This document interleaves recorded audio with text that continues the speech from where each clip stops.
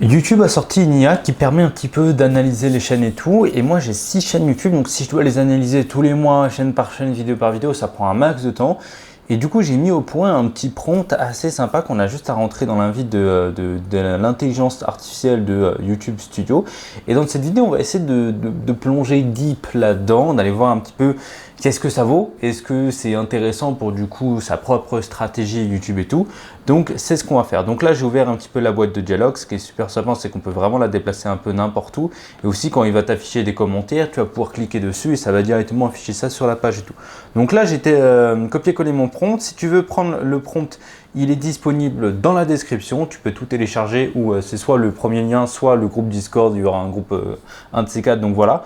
Du coup c'est un prompt complet qui demande quand même pas mal de choses. Un résumé global du dernier mois calendaire. Moi je fais une analyse mensuelle finalement. Donc je peux l'adapter pour que ce soit une analyse globale.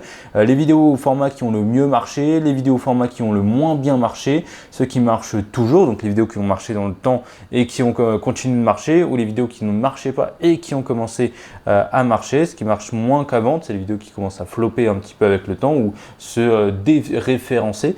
Ce qui a marché d'un coup, c'est les vidéos qui ont complètement percé. Analyse des sources de trafic différentes, analyse du packaging, titre et miniature, analyse de la rétention, résumé des commentaires, analyse abonnés et audience, analyse revenus, monétisation si disponible et les grandes conclusions du mois avec un plan d'action pour le mois prochain, plus un résumé final ultra clair. Donc voilà, j'ai ça, je vais lui envoyer, on va bien voir un petit peu ce que ça donne.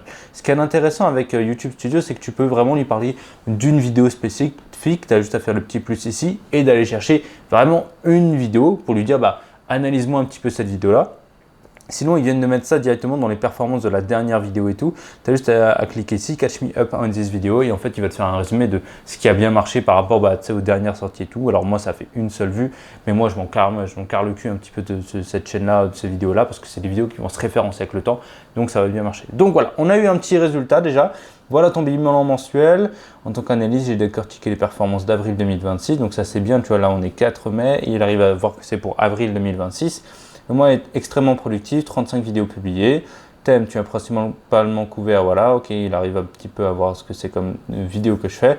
La chaîne en phase de croissance accélérée, vue, hop, abonné, hop, c'est le signal fort, impression, ok, super. Donc là, on a un petit peu les datas les plus importantes. Ce qui a le mieux marché. Sur la domotique utile, les business de la musique IA sont tes piliers. Ton avis après 8 mois sur les litières PetKit et les vidéos qui sont sur les revenus générés par la musique IA avec DistroKid. Ça, je sais que ce sont deux vidéos qui ont très bien marché le mois dernier. Pourquoi ça marche? Tu réponds à des questions concrètes, donc là ça peut être intéressant parce que tu peux réitérer un petit peu ce genre de vidéo. Tout simplement là tu peux répondre par rapport à ça, ok ça a marché, qu'est-ce que je peux faire d'autre comme type de vidéo qui correspondent parfaitement à ces formats-là qui ont marché. Ce qui a le moins bien marché, tutoriel d'outils de niche ou des questions de prix un peu de mal à décoller de manière organique.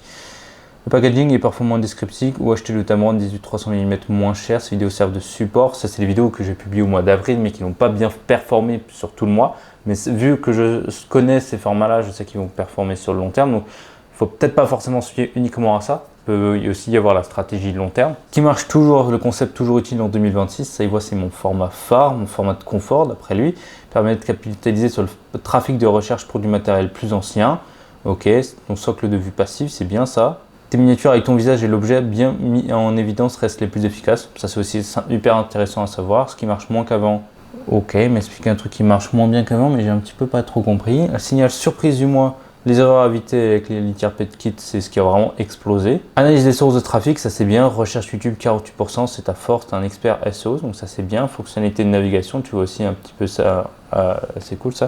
Donc là je vais lui demander, tac, donne-moi l'évolution des chiffres pour la recherche YouTube. Et les sources externes aussi, parce que je capitalise un petit peu là-dessus. Titre et miniature, tes titres sous forme de questions toujours utiles fonctionnent bien pour le clic. Améliorer certaines vidéos ont des impressions élevées, mais un CTR plus faible. Tu peux lui demander quelle vidéo spécifiquement. Là, pour l'instant, il m'a encore rien donné. Tes entretiens, tu rentres dans le vif du sujet. Pour faible, la durée moyenne de visionnage est parfois courte sur tes vidéos DistroKid, 2 minutes sur 5 minutes. Les gens viennent chercher une info précise et repartent. Ça, c'est quelque chose d'intéressant à savoir parce que si tu donnes l'information trop vite et que ta vidéo elle dure des minutes et des minutes après, eh ben, ça va casser ta rétention et donc ça va être mauvais. Ajoute des boucles de curiosité, ouais, pourquoi pas. Voilà, les commentaires. Les spectateurs apprécient la transparence sur l'IA, mais certains expriment des craintes éthiques sur la dilution de la musique humaine. Ça, c'est par rapport à DistroKid. Donc là, juste à cliquer ici, en fait, ça va m'amener un petit peu sur tous les commentaires, tu vois, où des gens, ils sont un peu foutus sur la gueule par rapport à l'IA. Voilà, tu vois, ça c'est un peu foutu sur la gueule, ça m'a un petit peu insulté, ça dépend des vidéos, etc. Mais tu peux avoir des beaux résumés de commentaires ou des mauvais.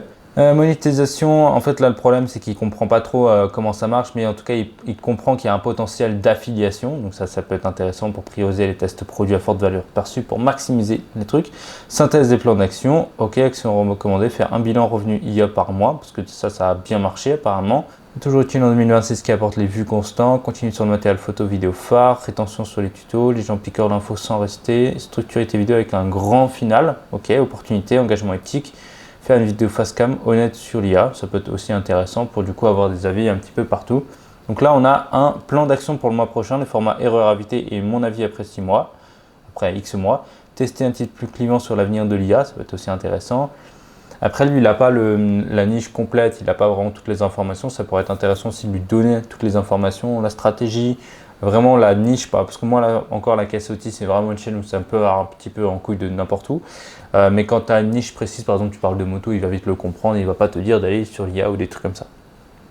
Donc là on va essayer de voir s'il peut nous donner un petit peu des chiffres plus précis sur l'évolution de la recherche YouTube par exemple. Donc là il va collecter toutes les métriques intéressantes. Voilà, donc là, recherche YouTube, avril 4142 vues, 48,4% du trafic total, mars 4000 vues, donc on a une évolution.